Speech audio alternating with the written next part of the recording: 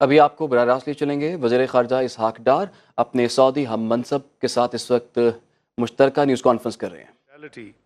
Extended to us during our recent visit, led by Prime Minister of Pakistan, Mohammad Shahbaz Sharif, from 6th to 8th of April 2024 in Harman Sharifan cities. The government and people of Pakistan have deep regard for the kingdom, the custodian of the two holy mosques, His Majesty King Salman bin Abdulaziz, and His Royal Highness the Crown Prince. The delegation led by my brother, His Highness Faisal bin Farhan, which includes Excellencies, Ministers for Environment, Agriculture, Water, Industry, Mineral Resources and Investment, together with the Secretary General of the Saudi Pakistan Special Committee and senior officials from the Ministry of Energy and Public Investment.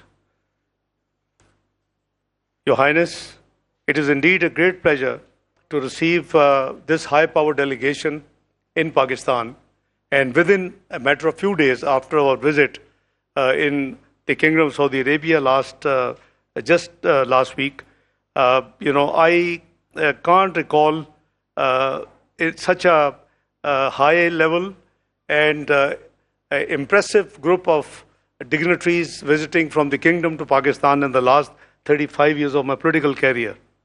Today we had comprehensive discussions covering various aspects of our multifaceted cooperation.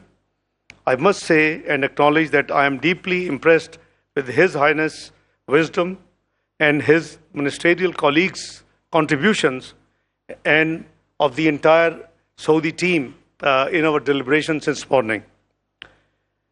We discussed ways and means to transform our fraternal, cordial relations into a mutually beneficial strategic and economic partnership.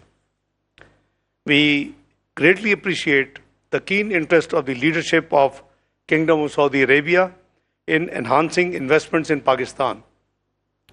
This visit provided the Saudi delegation with the first-hand experience of the Special Investment Facilitation Council, which serves as a one-window platform for the fast-track decision-making and promoting and facilitating foreign direct investments in Pakistan. Using the SIFC platform, Pakistan is committed to strengthening investment processes, updating regulations, and enhancing infrastructure. This commitment aims to foster a flourishing economic environment and establishing Pakistan as a hub for investment and innovation, ready for significant investment inflows in Pakistan from Kingdom and other friendly countries.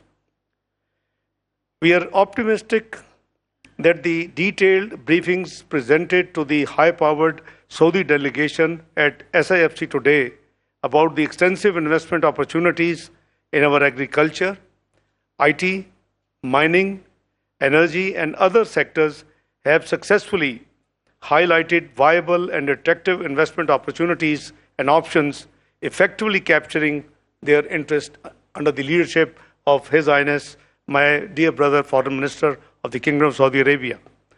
Pakistan is committed to providing Saudi investors full support, relevant safeguards, and conducive environment for investment. Honorable Prime Minister Shahbaz Sharif has directed SIFC and relevant ministries to move forward on investment projects in a diligent and time-bound manner on fast track. We look forward to continued government-to-government and business-to-business engagements as we take steady strides on the journey we have started today in the leadership of His Highness, the Foreign Minister of the Kingdom of Saudi Arabia and his delegation. Let me reiterate my heartfelt gratitude to His Highness and my dear brother, Foreign Minister, and his team for a very short, but I believe a very productive visit to Pakistan. I thank you all. بسم الله الرحمن الرحيم. السلام عليكم Your Excellency, my dear brother, thank you very much for your comments and your introduction. Thank you for hosting us here today in the Foreign Ministry. And I would like to express my profound appreciation and that of my accompanying delegation to the government of the Islamic Republic of Pakistan for the hospitality and warm reception we have received during this visit. This visit comes as a result of the meeting between His Excellency the Prime Minister and His Royal Highness the Crown Prince, after which the Crown Prince instructed that this delegation be formed and come in very quick succession after that meeting to follow up on the discussions, the very fruitful discussions between the two leaders. And we have had a productive series of meetings already with our counterparts, with our colleagues. We have also had the honor of meeting His Excellency the President and the Prime Minister. And during all of these meetings, we stressed the importance and the strategic depth of this relationship. We stressed the commitment of the Kingdom of Saudi Arabia to further exploring avenues to deepen and strengthen that relationship, and we heard a similar commitment from our colleagues on the Pakistani side. We were extremely impressed by the very, very proactive attitude that we saw in our meetings, especially with the Investment Council. We saw a very, very strong business-focused approach on addressing the challenges, addressing the opportunities, highlighting the work that we can do together. And I feel very, very confident that the results of this visit and the results of the work being done between the two respective teams, with this attitude, with this approach of focus on results, focus on overcoming hurdles, will deliver significant benefits for both of our countries, will significantly accelerate the process of achieving those investments that we are looking at together. And I can say that there is significant opportunity to increase the level of investment that is already on the table, and we saw today significant other opportunities that we can pursue. So I think this is a very, very positive visit from our perspective at least, and the engagement that we have had so far lays the groundwork for significant and important work to be done in the next few months in order to achieve all of the potential that exists. And we believe in the Kingdom of Saudi Arabia very strongly in the potential that Pakistan holds, especially in the economic development side. There is a lot of untapped potential that is clear to everyone. It just needs to be tapped, and here, working together, we will do what we can with our colleagues in the government of Pakistan to make that happen. So again, very, very grateful for all of the hard work that went into making this visit happen, and the support we've gotten from our Pakistani colleagues, the insights into these excellent opportunities, into the excellent investments that could potentially come forward. I'm also grateful for the conversation that I just had with my colleague, the Foreign Minister,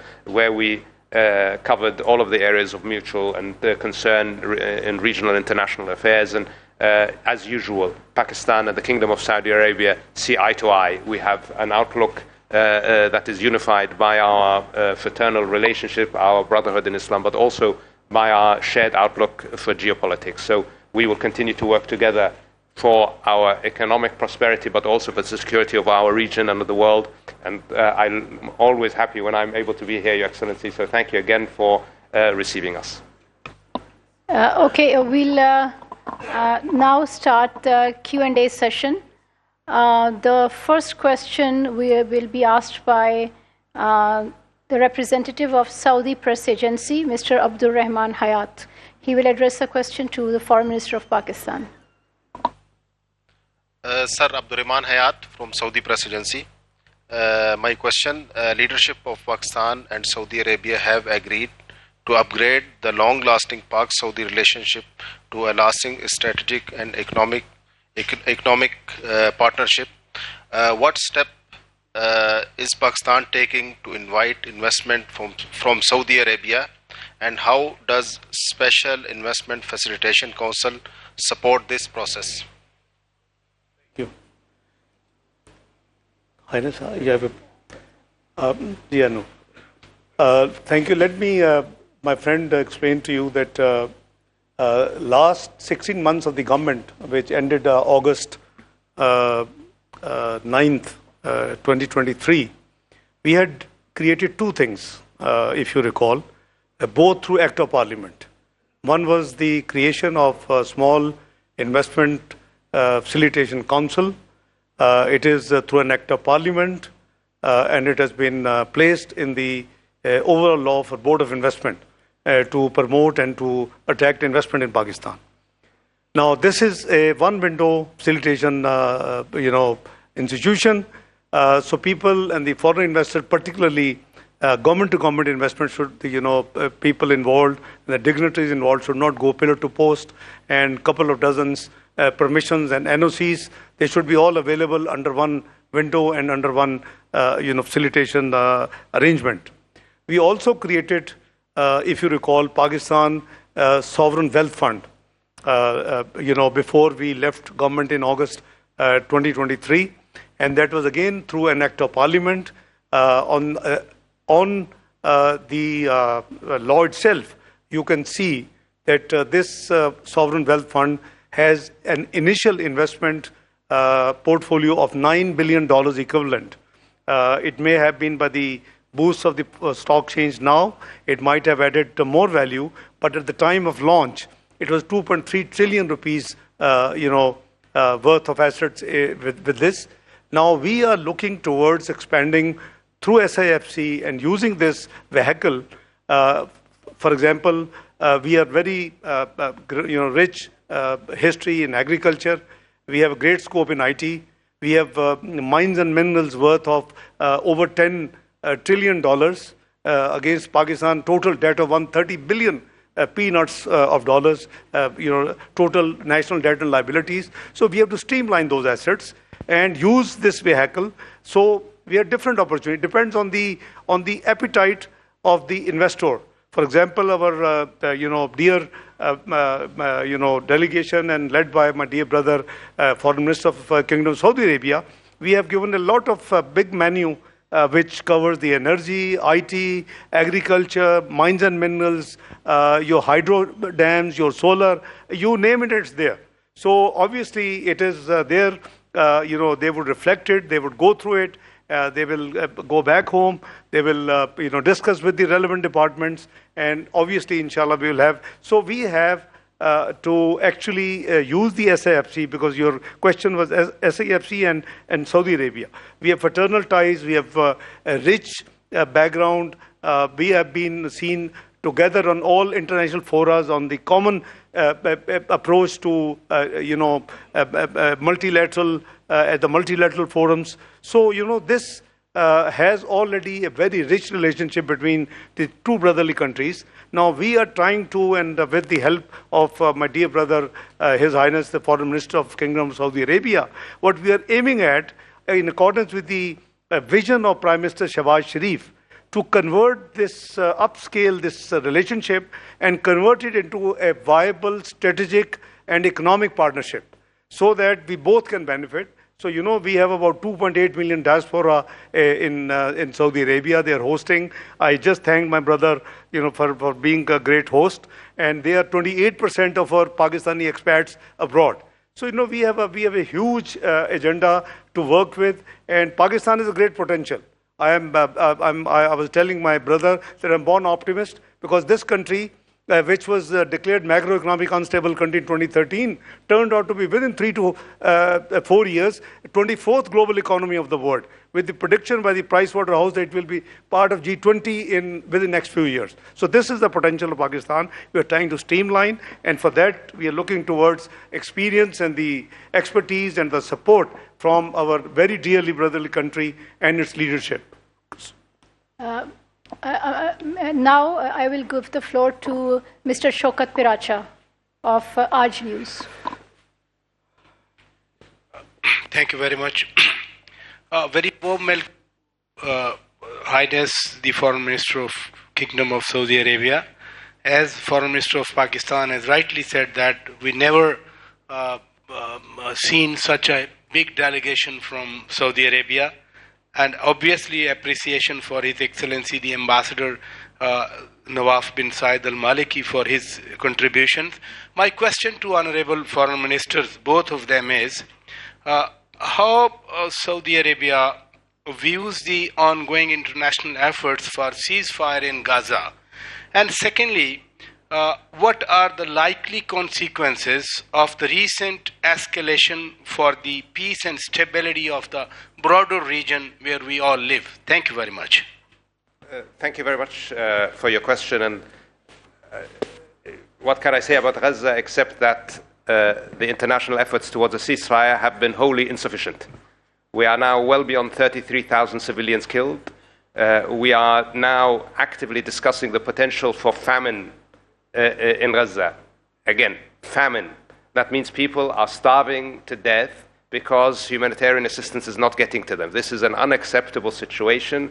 It is a complete failure of the international system and the systems of international law and governance to live up to their responsibilities. We must have a ceasefire now, and we must have access for humanitarian aid immediately. There is no justification for the restriction of humanitarian aid in entering Gaza.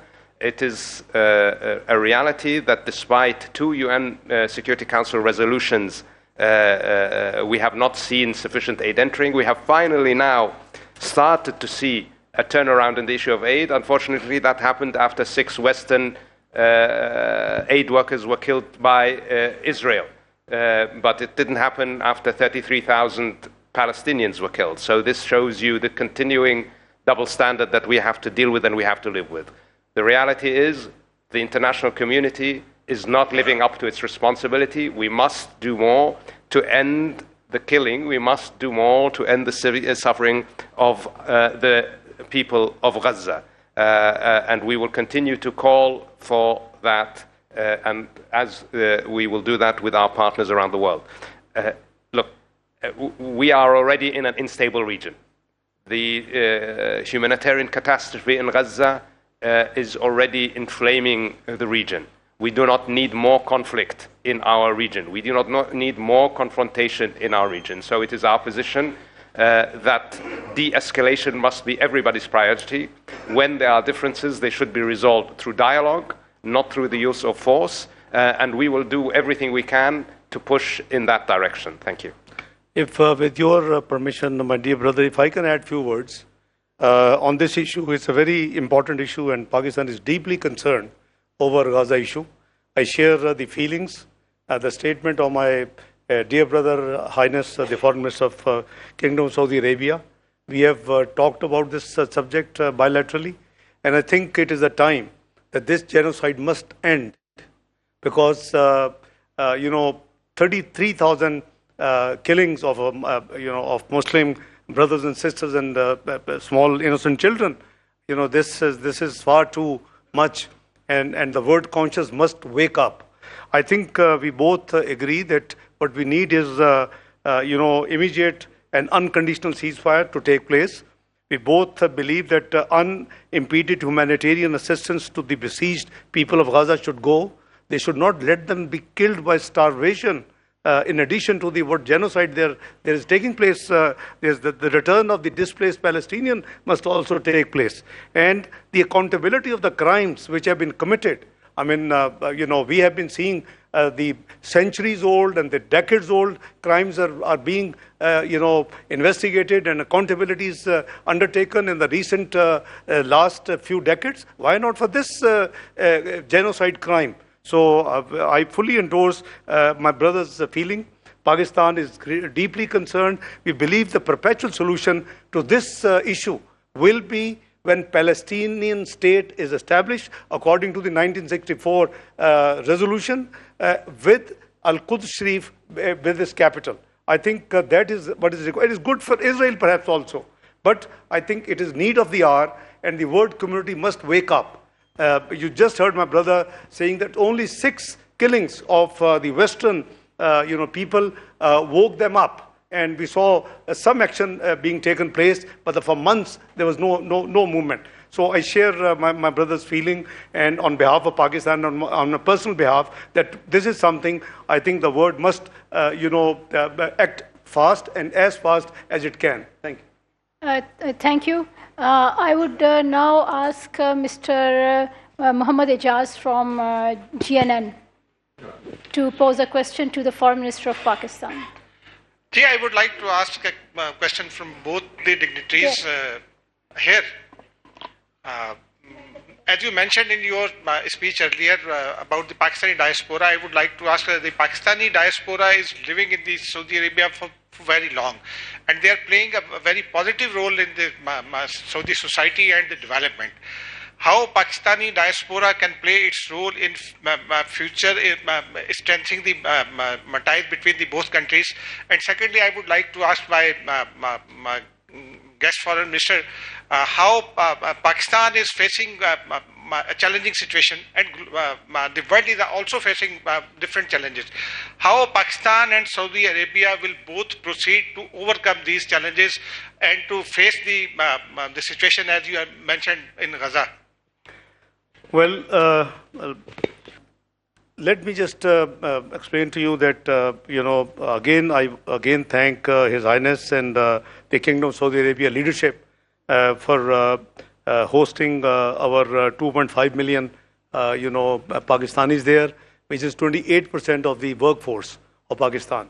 And their contribution in the national exchequer through the remittances is tremendous. Is almost 25% of the total remittances Pakistan receives from all over the world from Pakistani expatriates.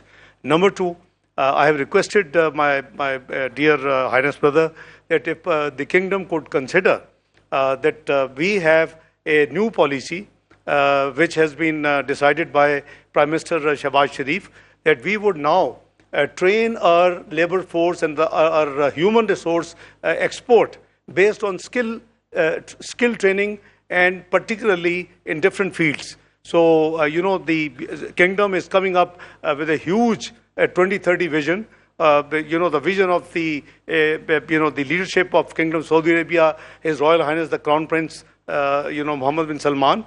So they are creating a new world in the name of new city. So I have requested that Kingdom may kindly consider. We will meet the standards, we will meet the skill requirements, we will meet more human resource export from Pakistan. So, we have discussed this subject in detail. Would you like to add, Your Highness?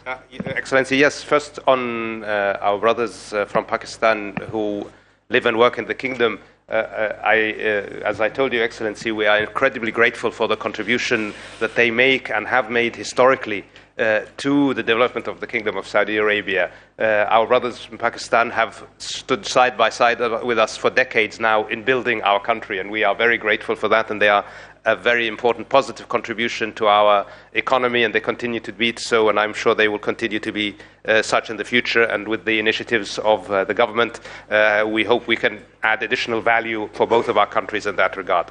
Obviously, as regards facing challenges together, we will have to cooperate, and we will rely on each other's support as we have historically, and we have always overcome the challenges in the past, and we have helped others together and help outcome. Both Pakistan and the Kingdom of Saudi Arabia very much believe in dialogue and cooperation to address the challenges that the world faces. And we will work together to bring others into that mindset and to work into that direction. Thank you. Last question. Because of the time constraints, we have room for only one question, and that would be Ms. Mona Khan from Independent Urdu. Thanks for the opportunity. My question is for the Excellency, Foreign Minister of Saudi Arabia. Your delegation has received a detailed briefing from the SAFC on the investment opportunities in Pakistan. So what are the key sectors your investors are looking for? Thank you. Thank you very much. I prefer not to go into any specific sectors, although I will say it was a very broad presentation in several strategic areas. What I will say is that we were very impressed. We were not just impressed by the breadth of opportunities that exist, we were impressed by actually the format. This gave us some very, very significant confidence that we will be able to move forward on those projects that we decide to identify as worthy of investment. Because this new format, a real interagency, intergovernmental approach focused on getting things done, this is something that we were very, very enthusiastic about. So I think for us what was most important was the new approach that we saw, we were already quite confident that Pakistan had significant investment opportunities in a multitude of sectors. So I'm sure that we will be moving ahead significantly on all of those. But I just want to emphasize this new approach is something that gave us a lot of confidence. Thank you.